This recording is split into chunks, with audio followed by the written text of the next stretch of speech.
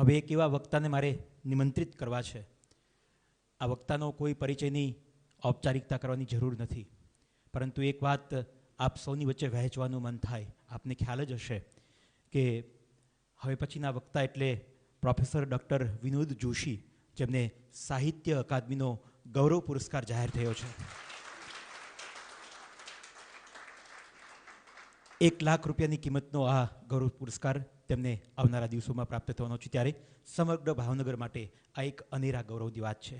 વિનોદભાઈને કઈ રીતે મારે નિમંત્રિત કરવા એ મારા માટે બહુ મોટી મૂંઝવણ હતી, પણ હું મનોજ ખંડેરિયાનો સહારો લઈ અને વિનોદભાઈને નિમંત્રિત કરું છું કે શ્રી સવા બારણે લખ્યા કરતું, શ્રી સવા બારણે લખ્યા કરતું, શબ્દથી બીજું શું સવાયું હોય છે, જેમને માટે શબ્દથી સવાયું કશું જ નથી, એવા પ્રોફેસર ડૉક્ટર વિનોદ જોશીને વિનંતી કરું આજના પ્રાસંગિક ઉદ્બોધન માટે.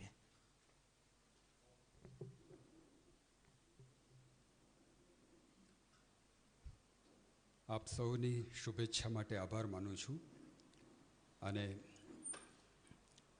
નિપેશભાઈને અભિનંદન આપું છું એમના આ પુસ્તકના પ્રાગટ્ય નિમિત્તે.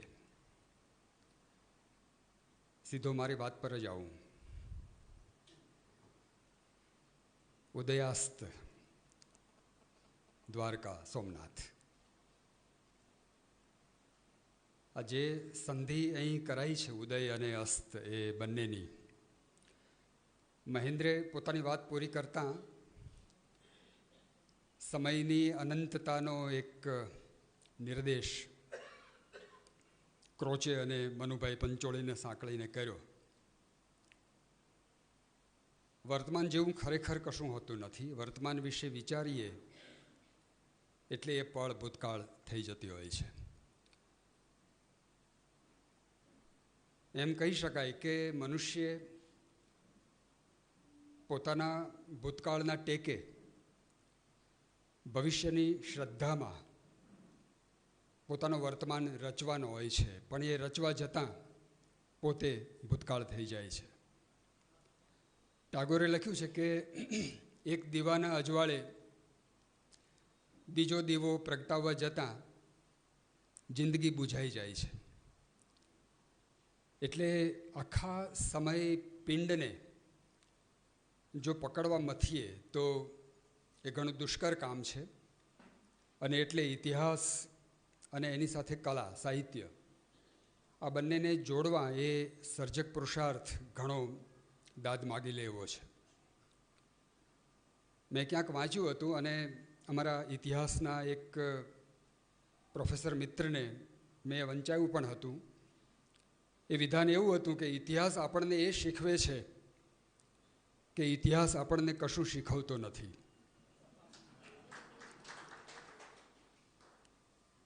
There is nothing except name and date in history.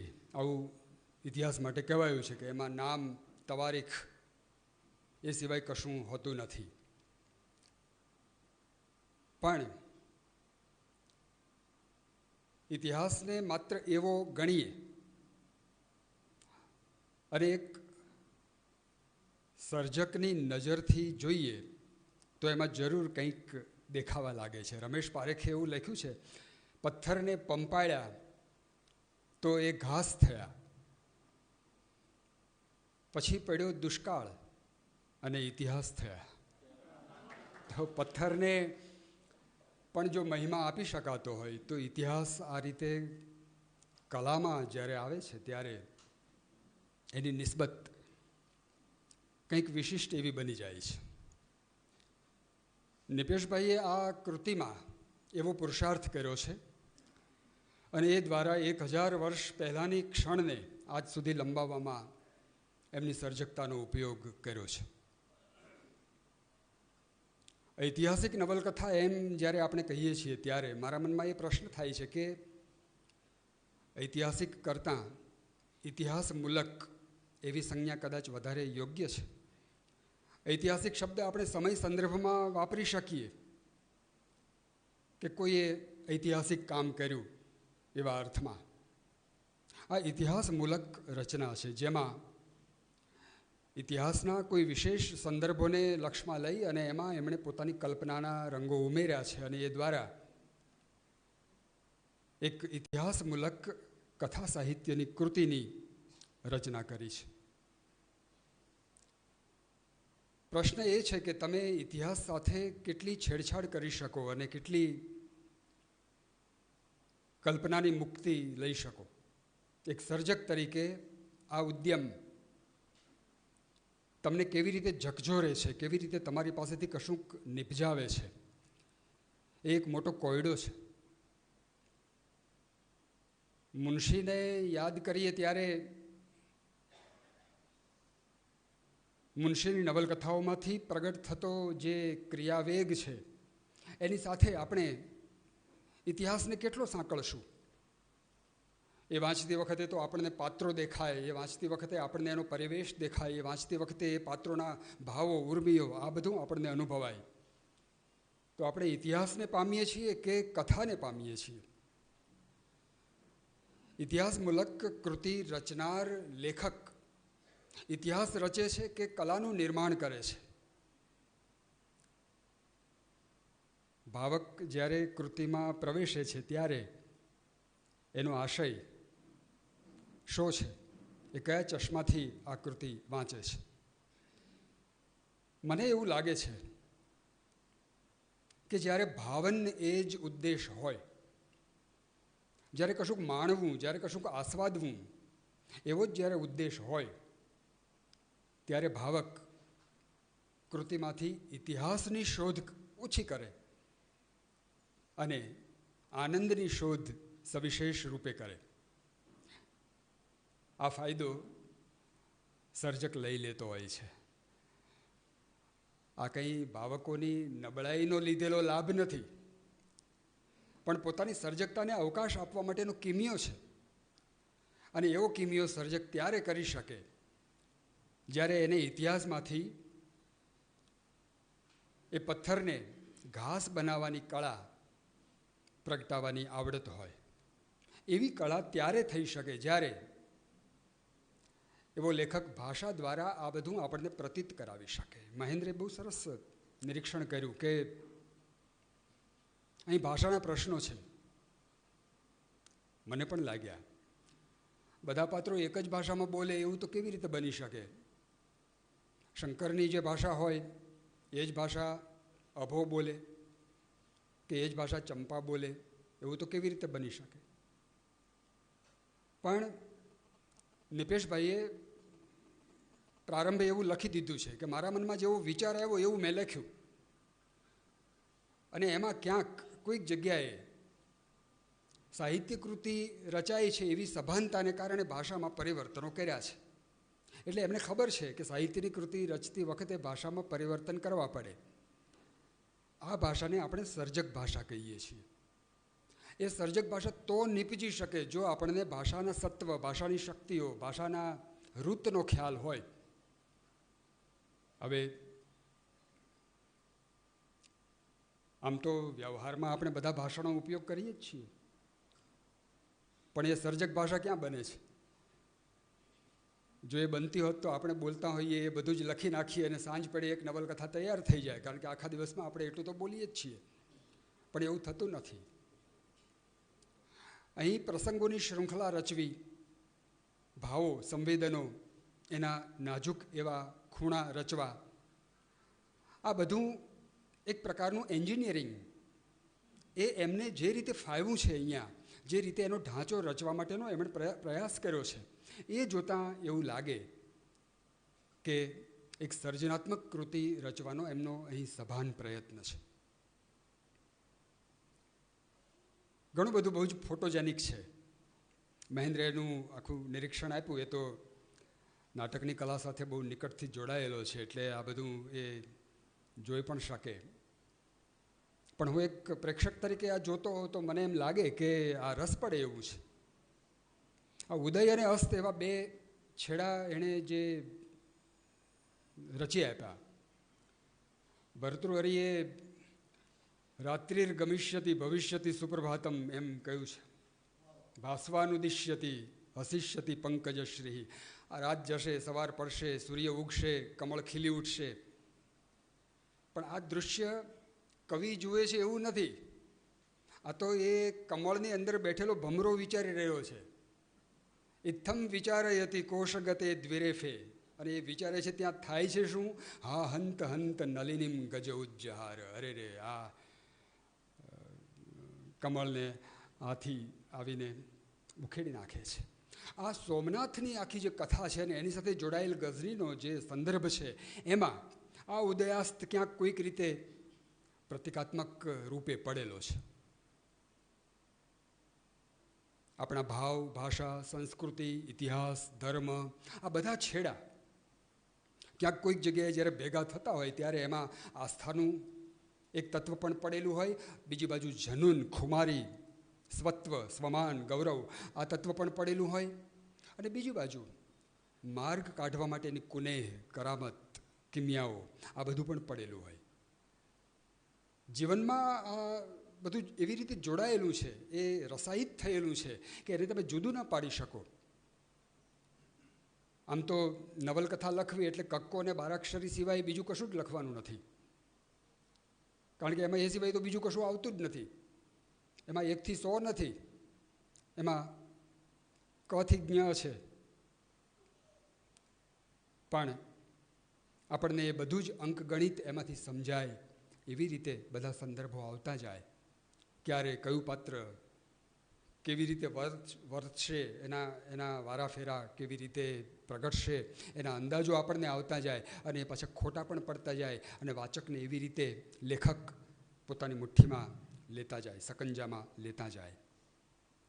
આવું આ કૃતિમાં ઘણી જગ્યાએ થઈ શક્યું છે. મને એમ લાગે છે કે ઇતિહાસમૂલક નવલકથા લખનાર લેખક કદાચ થોડો ઓછો સ્વતંત્ર રહી શકે, પણ એ વધુ સ્વસ્થ રહી શકે, કારણ કે એની પાસે ઘટકો તૈયાર છે. અહીં ગઝની તૈયાર છે, અહીં સોમનાથ તૈયાર છે, અહીં દ્વારકા તૈયાર છે, અહીં દરિયો તૈયાર છે, અહીં પેલું સુવર્ણ મંદિર તૈયાર છે, સુવર્ણ નગરી તૈયાર છે, દટાયેલી દ્વારકા, આ બધું જ બધા કમ્પોનન્ટ્સ, ઘટકો એ બધા તૈયાર જ છે. એટલે પોતે કશું કલ્પવાની જરૂર નથી. લેખકને આ એક સલામતી મળે છે, તો એની સામે એ વસ્તુઓને કઈ રીતે ઓપરેટ કરવી. હાથમાં ટોર્ચ હોય પણ એની સ્વિચ ક્યાં છે એની ખબર ન હોય તો એ પ્રકાશ ન કરી શકે. આ જોખમો રહેલા છે. પણ નિપેશભાઈએ પોતાની કલ્પનાના બળથી આ બધું સરસ રીતે નિપજાયું છે, અને એ રીતે આખી કૃતિ રચી છે. સાદ્યંત આપણે વાંચીએ ત્યારે કોઈક જગ્યાએ ભલે જોડો પડતો લાગે, પણ કથા રસ ક્યાંય ઓછો થતો હોય એવું ખાસ બનતું નથી. પાત્રોના પરસ્પરના જે ભાવાવેગો છે, આમાં ધર્મ પણ ઘણીવાર કેન્દ્રમાં, આમાં આરતીનો એક વિશેષ સંદર્ભ પણ આવે છે. અને મંદિર એ માત્ર મંદિર છે, દિવાલો છે, શિવલિંગ છે એટલા પૂરતો જ એનો અર્થ અહીં નથી. અહીં મનુષ્ય ચેતનાનું એ આખું પ્રતીક બની જાય છે, અને એને માટે થઈને એક શૌર્ય, એક અભિયાન, એક અભિનિવેશ એ મનુષ્યમાંથી પ્રગટે એ માટેના કારણો લેખક શોધી કાઢે છે. સરવાળે તો આપણે ભૂતકાળ કે ભવિષ્યકાળ એ બંને વિશે કેવળ સ્મૃતિ કે આગાહી એ 2 થી ત્રીજી કોઈ ચીજમાં જઈ શકવાના હોતા નથી. કાં તો આપણી પાસે સ્મૃતિ છે, કાં તો આપણે આગાહી કરીએ છીએ, અને બંનેમાં વિસ્મય પડેલું છે. જે ગયું છે એનું પણ એક વિસ્મય, ચાલ્યું ગયું છે એ વિસ્મય તો બરાબર, પણ જે ચાલ્યું ગયું છે એનું પણ વિસ્મય, અને જે અનાગત છે, આ વિગત અનાગત એ બંનેનો ગ્રાફ વર્તમાનની ક્ષણમાં રચવાનો એક ઇતિહાસમૂલક નવલકથાનો લેખક જ્યારે પ્રયાસ કરે ત્યારે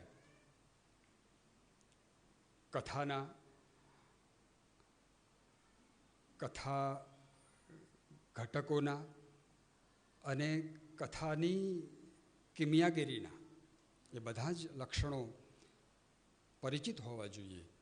એ બધાને કઈ રીતે અજમાવવા એની કળ પોતે જાણે એ બહુ જરૂરી છે. નિપેશભાઈની આ પહેલી કૃતિ છે.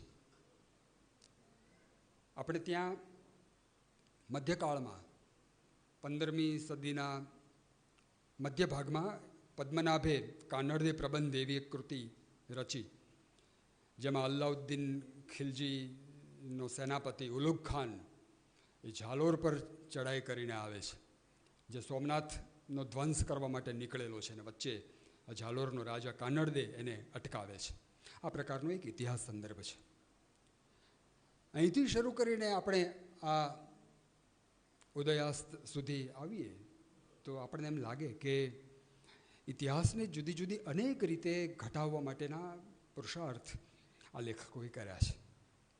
એમાં આપણને ફેન્ટસી પણ મળે. આ નવલકથામાં પણ એટલી બધી જગ્યાઓએ આ પ્રકારના ફેન્ટાસ્ટિક તત્વો આવે છે. આપણે ઘણીવાર વિચારમાં પડી જઈએ કે ના, આવું તો આપણે ભલે આમાં લખ્યું પણ આવું કંઈ હોય નહીં, આવું આપણને થાય. પણ શ્રદ્ધાનો હો વિષય તો પુરાવાની શી જરૂર? ઇતિહાસ સરવાળે તો આપણે જે સર્જીએ એ જ ઇતિહાસ એમ હોય છે. ભાષા સ્વયં ઇતિહાસનું આવું એક પ્રમાણ લઈને આવતી હોય છે. સાહિત્યની કોઈ વ્યાખ્યા કરવાનું મને કહે તો હું એક જ શબ્દમાં એની વ્યાખ્યા કરું, એ ભાષા ક્રીડા છે, ભાષા સાથેની રમત છે, રંજન છે, ભાષા સાથેનો પ્રવાસ છે, પ્રયાસ છે. લેખક જ્યાં સુધી પોતાની ભાષા હસ્તગત ન કરી શકે ત્યાં સુધી એ વિલક્ષણ સર્જક નથી. મુનશીએ પોતાની ભાષા હસ્તગત કરી. સોમતીર્થમાં રઘુવીર ચૌધરીએ, એમણે તો દ્વારિકા, મથુરા, ગોકુળ, મથુરા, દ્વારિકા એવી 3 કૃતિઓ પણ કરી છે. આવી સર્જક ભાષા નિપેશભાઈ નિપજાવે એવી હાર્દિક શુભેચ્છા સાથે મને આટલું અહીં કહેવા માટેની તક આપી એનો આભાર માનીને વિરમું. ધન્યવાદ.